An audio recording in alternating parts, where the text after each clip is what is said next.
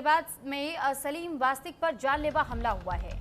दो हमलावरों ने चाकू से गर्दन पर वार किया। हमले में गंभीर रूप से घायल हुआ है युवक। पुलिस पूरे मामले की जांच में फिलहाल जुटी हुई है। सलीम वास्तिक जो कि मुखर होकर के अपनी बात रखा करते थे, अपने मजहब को लेकर भी उन्होंने बहुत पहले ये कहा था कि वो अपने मजहब से पूरी तरह ना तो वो हटना चाहते हैं, लेकिन वो ताल्लुक भी नहीं रखना चाहते, क्योंकि जिस तरीके के पाठ पढ़ाए जाते हैं वो उस पाठ्यक्रम में विश्वास बिल्कुल नहीं रखते हैं। और साथ ही साथ सलीम वास्तिक जो जिन्हें एक्स मुस्लिम के तौर पर भी जाना जाता है, ऐसे में कई बार वो तीखे सवाल भी अपने मजहब को लेकर ही उठाते रहे हैं और कई मौलानाओं मौलवियों से सवाल भी पूछते रहे हैं। इस पर भी उनकी ओर से ये स्पष्ट कहा जाता था कि मुझे इस बात का कोई डर नहीं है, मुझे पता है कि कभी भी मुझ पर हमला हो सकता है, मेरे साथ कभी भी किसी तरीके का मामला ऐसा सामने आ सकता है जो और ये मेरे लिए बहुत हैरानी की बात नहीं होगी, क्योंकि जो लोग मुझे जानते हैं, जो लोग मुझे पहचानते हैं, उन्हें पता है कि मैं जिस तरीके से अपनी बातें रखता हूँ,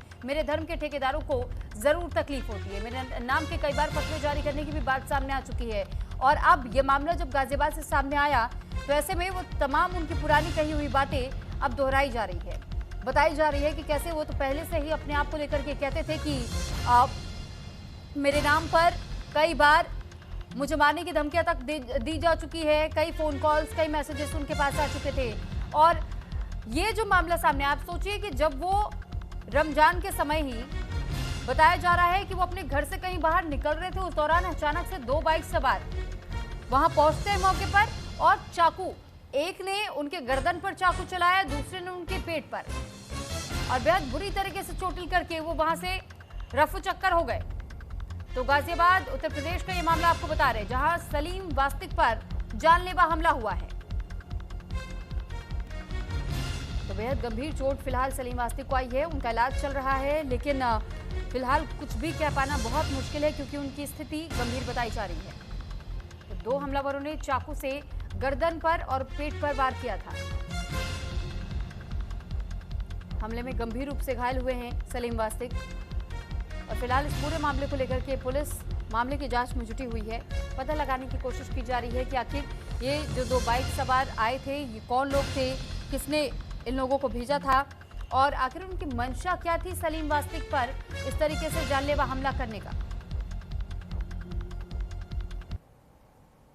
मेरे पास फोन आया था, उनके पड़ोसी ने फोन करा था मेरे को, ऐसी बात है, उनसे हमला हो गया है और भीड़ इकट्ठी हो गई है। तो मैं फोन स्टार्ट करी, बाइक फोन में पहुंचा तो हमारे पास नहीं है, ज़्यादा दूरी पर नहीं है। फोन पहुँचते के साथ ही वहाँ देखा तो वहाँ से निकल चुके थे और निकलने के बाद फोन यहाँ पर आए, यहाँ पर हमने टीवी में एक मिनट किया उनको, तो मैंने देखा उनकी गर्दन पर बहुत ज़्यादा चोट लगी, बहुत ज़्यादा गर्दन पर ज़्यादा चोट मारी है।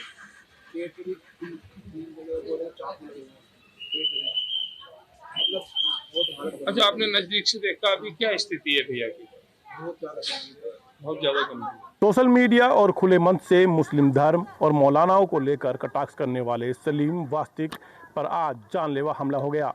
गाजियाबाद के लोनी थाना क्षेत्र की अशोक विहार कॉलोनी वाला इलाका है और यहाँ इस मकान में ही सलीम वास्तिक रहते थे।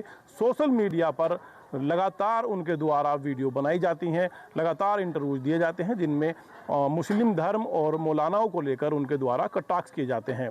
ऐसी ही चीज़ों से नाराज़ होकर या फिर कहें कुछ और बात रही होगी, आज सुबह करीब 8 बजे इस मकान में, यहीं उन्होंने अपना ऑफिस बनाया हुआ है और यहीं पर वो रहते थे और इसी मकान में सुबह करीब 8 बजे दो अज्ञात जो हमलावर थे उनके द्वारा यहाँ उन पर हमला किया गया। ये आप देख सकते हैं, इन्होंने जो अपना सोशल मीडिया अकाउंट बना रखा है उस पर यहाँ पर बोर्ड लगाया हुआ है और लगातार सुर्खियों में रहते हैं। लगातार मौलानाओं और मुस्लिम धर्म को लेकर उनके द्वारा बयान दिए जाते हैं।